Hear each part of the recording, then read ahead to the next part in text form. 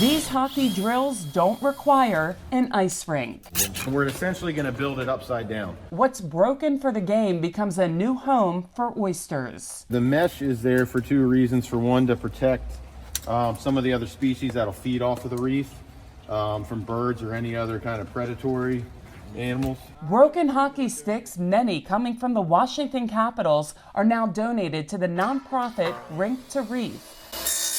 The sticks are sawed down and then layered up to make an oyster reef. Matt Albers is a founder of the Chesapeake Bay chapter. He heard about Rink2Reef through a friend in Florida after reading about Bob Wasno, a marine biologist and college hockey coach. They were breaking a lot of these sticks and just throwing them away, and they wanted to keep out of landfills, so they came up with the idea to build some oyster reefs. These sticks are made out of carbon fiber with a lactic acid derivative holding them together, and they'll be around long past when the cockroaches are dead. The sticks aren't chasing pucks anymore, but they have a new purpose. 12 sticks gives us a reef. Along with the Capitals, Rink2Reef partners with local organizations for the donations of broken sticks and hands-on building. Albers is friends with Capitals alum Peter Bondra, who got the team involved. He loved the idea because it gave us the opportunity to marry the environment with professional sports. The Caps have been really good to us.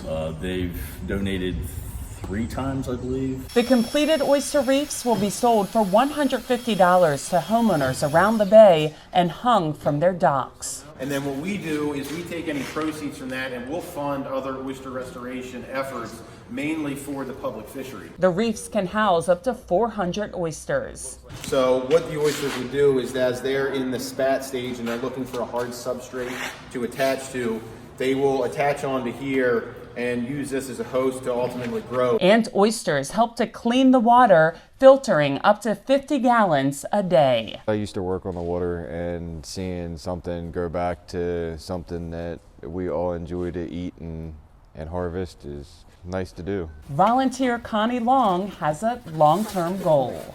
Mostly just an old broad trying to get to heaven, to be honest. And she plans to get her grandchildren involved. I think it's important that they see where their food comes from, how it gets here, the entire life cycle of it. If you have any broken hockey sticks, you can reach out to Rink2Reef to make a tax-deductible donation. As they plan to build, Rink2Reef plans to get some of the first reefs in the water this fall. For Chesapeake Bay Media's Bay Bulletin, I'm Cheryl Costello.